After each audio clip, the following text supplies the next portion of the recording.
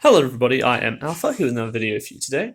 I just want to walk you all around the new work setup for the different nerve stations and different workstations. We'll decide to start here at the computer where a lot of the 3D printed parts start their making. Race Tech gaming desk can go up and down with just the push of a button. Very fun.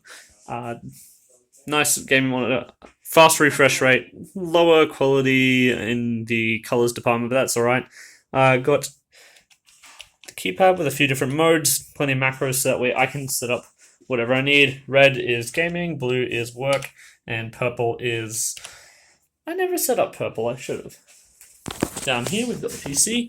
PC has a 960 Ti or X Evo gaming one, i5 10th gen, and it has been running and editing all these videos as well as all the 3D printing and rendering I need. Now, over here we have the 3D printer, a Flashforge Finder, and it has served me reliably for a few years now. I just got it back up and running, just cleaned the bed as well, nice and shiny. Super excited to get that back up and running again. We've got some prototypes as well as symbiote prints coming out in it soon. This little guy.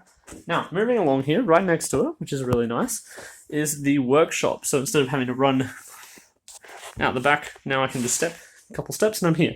Still a bit of a mess as I'm still doing the moving process, but over here we have the main workbench where I'll be doing soldering and lighter jobs, I guess. And over here is the more heavy stuff. So for example, this is the bandsaw, and I put a vise here. So anything that requires metal or a lot more heavy duty stuff will be going here. And we have an overabundance of blasters that is both a blessing and a curse. Now, the new... Sorry, still getting used to the locks. If I can unlock it. The new recording area is what I'm most excited about this for. Just here. I'm going to be having this as a backdrop for at least a lot of the new videos that require outdoor use. Most of the blaster shafts and all that.